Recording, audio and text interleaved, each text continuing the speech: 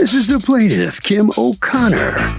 She says the defendant, her friend of over 30 years, is reneging on repaying a loan she made him, and she's had it. Almost immediately after she lent him the money, he went missing, and she had to hire a private investigator. The guy's been in and out of jail ever since. He's currently out, and she feels this is a good time to sue him for the return of the $1,500 he owes her, because who knows where he'll be tomorrow.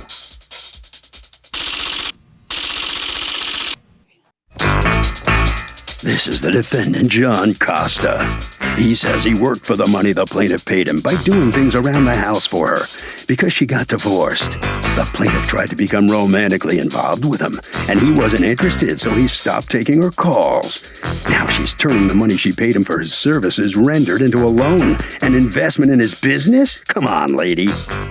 He's accused of hurting a friend's feelings. The defendant has filed a countersuit for $1,500 for slander.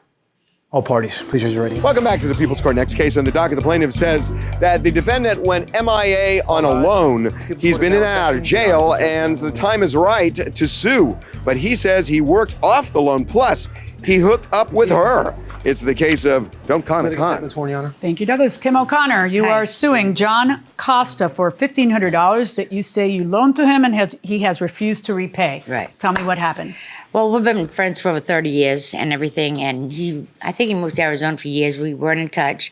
Then we got in touch again, and we started hanging out, and he came over to fix my lawnmower one time and didn't even fix that. But we've been friends, and he had I'm sorry, he came over to fix your lawnmower? Lawnmower, couldn't even fix that right. Were you employing him to fix your lawnmower? No, just as friends. Okay, so he came over as a friend to fix your lawnmower. And we hung out, everything, and we got talking, and he was a welder, and he had just a truck, not an office, anything, and he wanted to get an office going.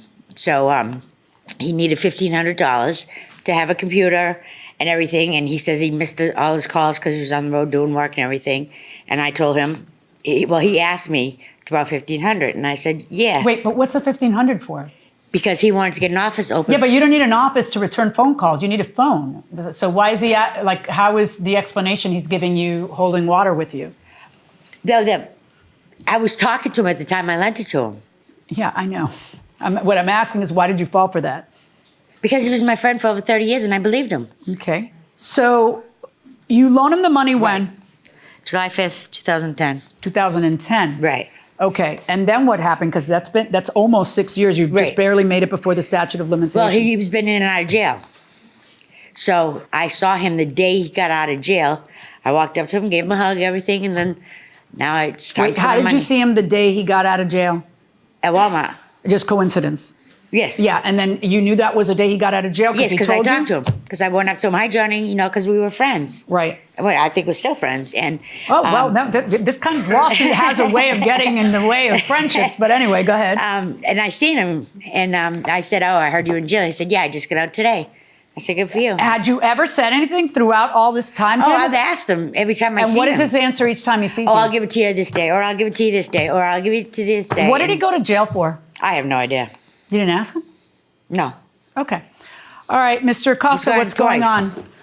Well, Your Honor, this is the third time I've seen her. No, I believe it's the second time. The first time I did see her in Walmart, like she said, but that's about the only part of the story that I can absolutely say that was the truth. I did do some work for her back in 2010. I worked on a couple of her motorcycles, a trailer that was in her yard. I did some work on one of her trailers that hauls motorcycles and things, put the lights on it, one of the crank handles, a few different items. But I did do the repairs. She did lend me some money, Your Honor, and she never said anything about it being a loan or that I was paying it back. You just said lend me some money. That's she did write me a check, Your Honor. What did she write you a check for, if not for a loan? For repairs. Okay, slow your roll. Why did you ask her for the $1,500? The reason for the $1,500 was for work that was being done to the things that she had. The tinkering? It was a little bit more than just tinkering. Show me the receipts for the tinkering. No, I don't have any receipts, Your Honor. I don't have any receipts. I mean, it's such a big round figure.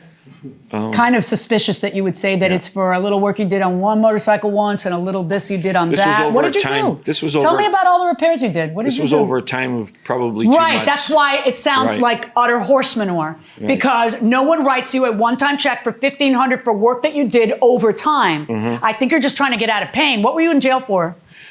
Collecting unemployment and working at the time. Oh, that's called theft. Okay, you have a really good friend, really super good friend, have been in and out of jail for theft. Would you loan a really good friend money? No. Yeah, that's a pretty smart answer. What do you say? Certainly. Why do you say that? He must be a hustler. He's a hustler, but why do you want to get hustled? Well, sometimes people need it. Wait a minute, you need to get hustled. That's called masochism. Hey, this is LA.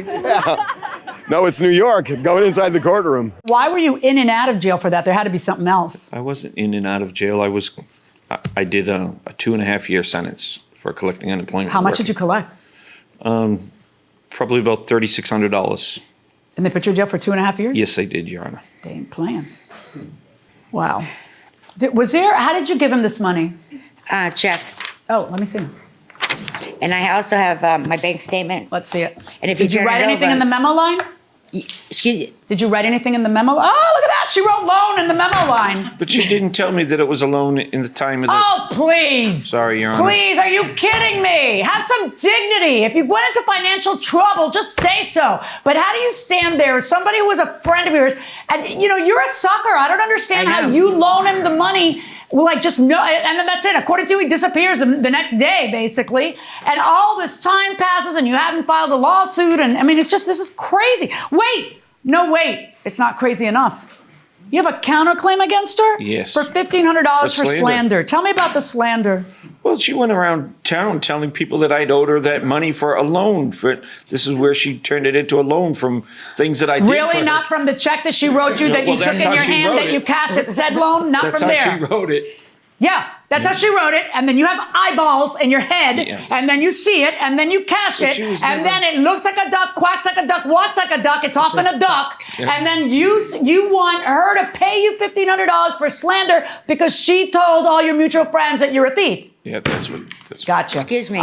Yeah, do you really think it's necessary? Go ahead. Everybody knows he is. Oh, there we go. All right.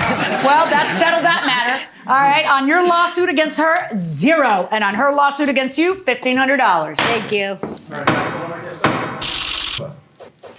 So the plaintiff prevails here in the People's Court. Mr. Costa, you didn't have a prayer in this case. You know that? No, I did not. You know, the loan on the check, That's right. I understand the way she wrote it was the way it was. you knew it. No, well, And you filed a countersuit again. yes, How I could you did. do that? I had to Why? because there was a lot more to it than what was explained. Well, we didn't hear that. Yes, I understand that. Okay. Sorry about that. That's all right.